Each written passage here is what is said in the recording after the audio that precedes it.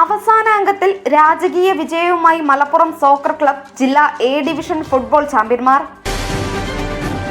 SS media മലബാറിന്റെയും മലപ്പുറത്തിന്റെയും വാർത്തകളും വിശേഷങ്ങളും അറിയാൻ ഈ ചാനൽ ഇപ്പോൾ തന്നെ സബ്സ്ക്രൈബ് ചെയ്യുക. ജില്ലാ എ ഡിവിഷൻ ലീഗ് ഫുട്ബോളിൽ മലപ്പുറം സോക്കർ ക്ലബ് ചാമ്പ്യന്മാർ.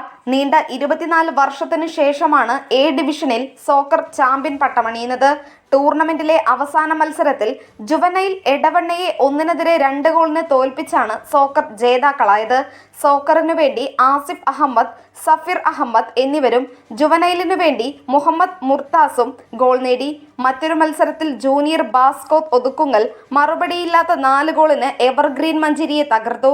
ആദർശ്, കണ്ണൻ, സുധീഷ് എന്നിവരാണ് ബാസ്കോയ്ക്ക് വേണ്ടി ഗോൾ നേടിയത്. 7 ടീമുകൾ പങ്കെടുത്ത ടൂർണമെന്റിൽ 6 കളികളിൽ നിന്നായി 4 ജയവും 2 സമനിലയുമായി 14 പോയിന്റോടെയാണ് സോക്കർ ചാമ്പ്യന്മാരായത്.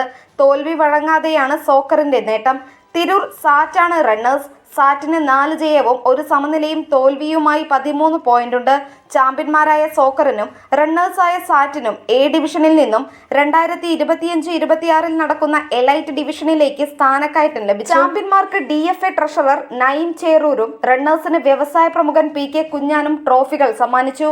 ടൂർണമെന്റിലെ മികച്ച താരമായി തിരൂർ സാറ്റിന്റെ ഇർഷാദ്, മികച്ച ഗോൾ കീപ്പറായി സോക്കർ ക്ലബിന്റെ നാഷിദ്, ജനപ്രിയ കളിക്കാരനായി സോക്കർ ക്ലബിന്റെ ആസിഫ് അഹമ്മദ് എന്നിവരെ തിരഞ്ഞെടുത്തു. ഇവർക്കുള്ള സമ്മാനങ്ങൾ MSP അസിസ്റ്റന്റ് കമാൻഡന്മാരായ Habeeb Rahman, Rajesh, soccer club president PK Aslu, working secretary Saleem Eastern എന്നിവർ വിതരണം ചെയ്തു. സെക്രട്ടറി ലത്തീഫ് മഞ്ഞക്കണ്ടൻ നന്ദി പറഞ്ഞു. SS ന്യൂസിനു വേണ്ടി റിപ്പോർട്ട് സലീം വരിക്കോടൻ, മലപ്പുറം.